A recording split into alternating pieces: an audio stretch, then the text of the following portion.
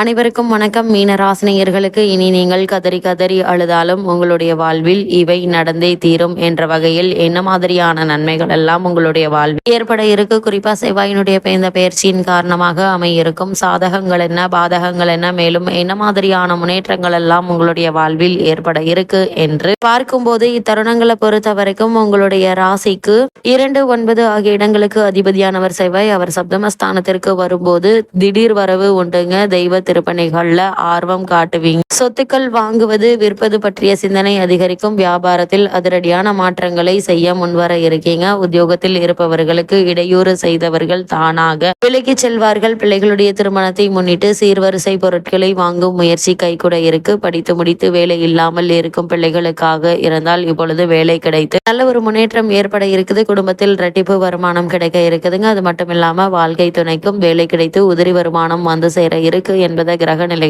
தெளிவுபடுத்துது. பொது வாழ்வில் உள்ளவர்களுக்கு கேட்ட பொறுப்புகள் கிடைக்க இருக்குதுங்க. தொழில் மற்றும் வியாபாரம் செய்பவர்களுக்கு தொடர்கதையாய் வந்த கடன் சுமை குறைய இருக்கு. உத்தியோகத்தில் உள்ளவர்கள் மேலதிகாரிகளுடைய அன்புக்கு பாத்திரமாவீங்க. கலைஞர்களுக்கு நல்ல வாய்ப்புகள் வந்து சேருங்க. மாணவ மாணவிகளுக்கு படிப்பில் வெற்றி உண்டு. பெண்மணிகளுக்கு சுப காரியங்கள் இல்ல நடைபெறுங்க. செலவுக்கேற்ற வரவு உண்டுங்க. இத்தருணங்கள்ல அனைத்து முயற்சிகள்லையும் நல்ல ஒரு முன்னேற்றத்தை இப்போது நீங்கள் தாராளமாக எதிர்பார்க்கலாங்க. மீனராசினியர்களுக்கு கிரக நிலைகளின் ரீதியாக கூறப்படும் பரிகாரம் என்ன என்று பார்க்கும்போது பிரதோஷ நேரத்தில் நந்தி, சிவன், ஊமையாலை வழிபடுங்க. எண்ணற்ற நன்மைகள் உங்களுடைய வாழ்வில் ஏற்படும்.